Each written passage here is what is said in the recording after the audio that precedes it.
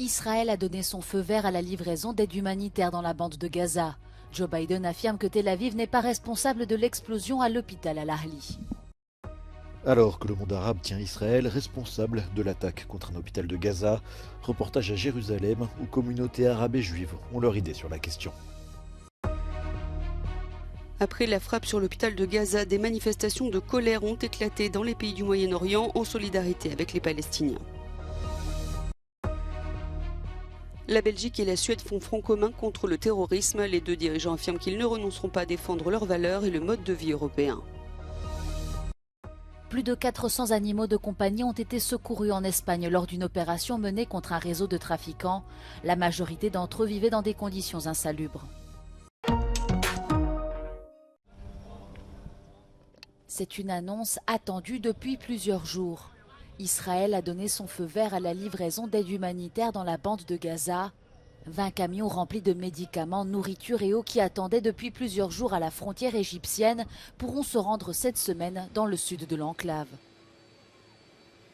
Une nouvelle qui survient après la visite de Joe Biden dans l'État hébreu et approuvée par le Caire dans la foulée. Le président américain a appelé à la désescalade après l'annulation d'un sommet entre les différents dirigeants des pays du Proche-Orient. Israel agreed the humanitarian assistance can begin to move from Egypt to Gaza. Let me be clear, if Hamas diverts or steals the assistance, they will have demonstrated once again that they have no concern for the welfare of the Palestinian people. Le bilan humain suite à une énorme déflagration à l'hôpital Al-Ahli s'élève désormais à 471 morts selon les autorités locales. Le président américain affirme que l'État hébreu n'est pas responsable et que l'explosion aurait été causée par une roquette de l'autre camp ayant raté son tir. Une version contestée dans la majorité des pays arabes qui accusent Israël d'avoir délibérément attaqué l'hôpital et où les manifestations anti-israéliennes se multiplient.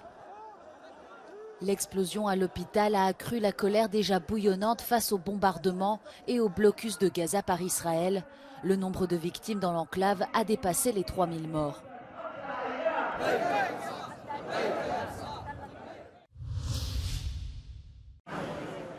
La mort de centaines de civils dans l'explosion de l'hôpital Al-Ahli à Gaza a provoqué une onde de choc dans l'opinion publique de la région.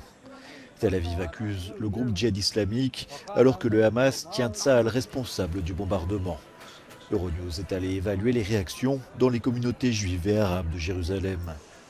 Talia a perdu des membres de sa famille dans l'attaque du Hamas de la semaine dernière. Elle accuse les militants d'avoir déclenché cette vague de violence, mais pas tous les Palestiniens. I like Arab. I don't have something with Arab. I work with Arab. We are joking. We have everything is good. Why to be like this? Why? La présence de l'armée est de plus en plus fréquente, car Israël continue d'appeler des réservistes. Euronews s'est entretenu avec Youssef, qui se définit comme militant de la paix.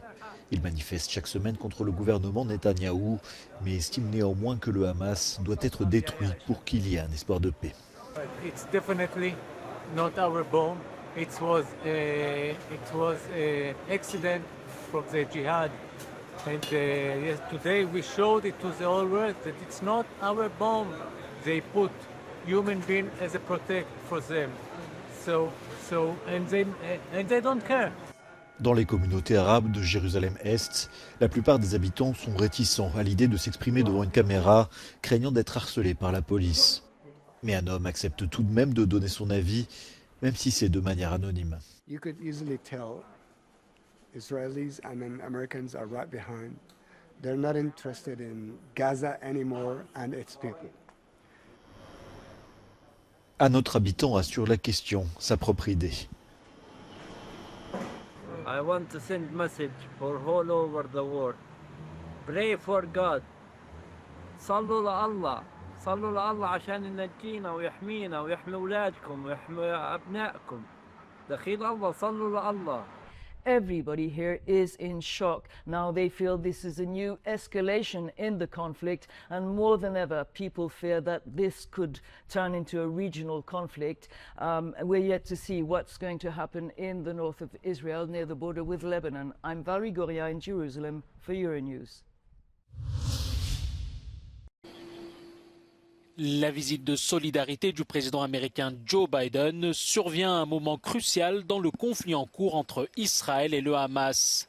C'est une accolade chargée de symboles. Depuis Tel Aviv, le dirigeant américain a soutenu la version d'Israël, imputant à des combattants palestiniens la frappe qui a fait des centaines de victimes civiles dans un hôpital de Gaza. Côté palestinien, le djihad islamique et le Hamas accusent Israël de mensonges. The fact is that Israel, as they respond to these attacks, it seems to me that have to continue to ensure that you have what you need to defend yourselves. And we're going to make sure that occurs. La visite du président américain coïncide avec celle du chancelier allemand Olaf Scholz qui s'est rendu au Caire en Égypte. Für uns klar, die Palästinenser sind nicht Hamas und die Hamas hat kein Recht für die Palästinenser zu sprechen. Die Hamas nimmt unschuldige Menschen als Geiseln und missbraucht sie als menschliche Schutzschilde. Unser Ziel ist es, Zivilisten zu schützen und etwas gegen das menschliche Leid zu tun. Lors de la conférence de presse, le président égyptien Abdel Fattah al-Sisi s'est dit être opposé au déplacement forcé de millions de Palestiniens en Égypte. Après la frappe sur l'hôpital de Gaza, des manifestations de colère ont éclaté dans les pays du Moyen-Orient en solidarité avec les Palestiniens. Des milliers de personnes se sont rassemblées devant l'ambassade d'Israël à Amman en Jordanie, accusant Israël d'être à l'origine de la frappe qui a tué près de 500 Palestiniens. Même scénario au Liban où les manifestants ont été dispersés près de l'ambassade américaine à Beyrouth. Le mouvement libanais Hezbollah, soutenu par l'Iran, a appelé à une journée de la rage mercredi. En Cisjordanie occupée, des dizaines de Palestiniens se sont heurtés aux forces israéliennes dans la ville d'Hébron. Les manifestants sont descendus dans les rues de toute la Cisjordanie, notamment à Naplouse et à Ramallah, qui est sous contrôle israélien depuis le massacre sanglant perpétré le 7 octobre par des militants du Hamas. Mardi soir, des manifestations ont eu lieu sur la place Tahrir dans le centre de Bagdad en Irak. Les manifestants ont tenté de traverser le pont Al-Jumouria en direction de la zone verte où se trouvent les forces américaines, mais les forces irakiennes les en ont empêchés. En Tunisie, des milliers de manifestants se sont aussi rassemblés devant l'ambassade de France à Tunis et ont demandé le renvoi des ambassadeurs français et américains. Alors qu'en Turquie et à Istanbul, les foules sont venues manifester devant le consulat d'Israël. Les manifestants se sont heurtés à la police. Une soixantaine de personnes ont été blessées, dont 43 officiers de police, et 5 personnes ont été arrêtées. Les ambassades françaises et britanniques à Téhéran ont été bombardées par des manifestants qui ont également brûlé des drapeaux israéliens. Les manifestants ont scandé « Mort à Israël », à l'Amérique et à la Grande-Bretagne. Aux États-Unis, des centaines de personnes se sont rassemblées également à New York en solidarité avec les Palestiniens et les Israéliens. Vols annulés ou déroutés, terminaux évacués, passagers bloqués. La plupart des grands aéroports français, à l'exception de Paris, ont été secoués ce mercredi par des menaces d'attentats ou des colis abandonnés, provoquant des heures et des heures de retard. Après le musée du Louvre et le château de Versailles, ce dernier encore évacué mercredi, les alertes à la bombe se sont multipliées quelques jours après les attaques qui ont coûté la vie à l'enseignant français Dominique Bernard à Arras et à 2 Suédois à Bruxelles. La France a aussi procédé à 183 arrestations pour actes antisémites depuis les attaques du Hamas contre Israël le 7 octobre. Dans des pays tels que l'Italie et l'Allemagne, des actes antisémites ont également été perpétrés. Dans la nuit de mardi à mercredi, une synagogue de Berlin a été attaquée à l'aide de cocktails Molotov. Il n'y a pas eu de victimes ni de dégâts, mais les autorités allemandes sont consternées. There were 2 Molotov cocktails thrown on the building at around 4 o'clock in the morning. So things got... Nothing happened. The bottles apparently didn't reach the building. They fell on the street. Allemagne, Italie, Belgique, France, de nombreux pays européens ont donc renforcé leur sécurité. Le ministre français de la Justice a averti que les petits guignols auteurs de fausses alertes, notamment à la bombe, seraient retrouvés et punis. Les autorités rappellent que la diffusion de fausses informations est passible d'une peine d'emprisonnement et d'une lourde amende.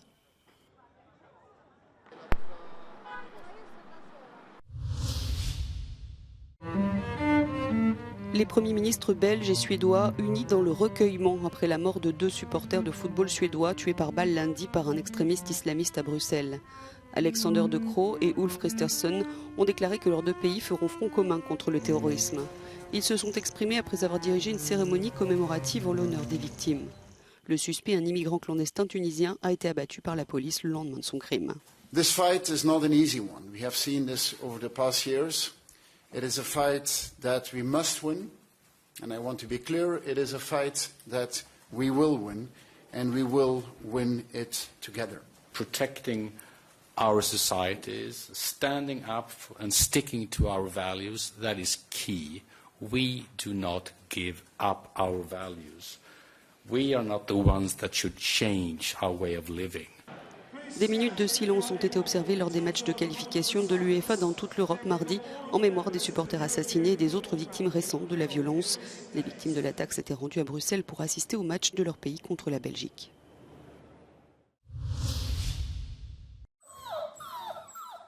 Plus de 400 animaux de compagnie, principalement des chiens et des chats, ont été secourus en Espagne lors d'une opération menée contre un réseau de trafiquants.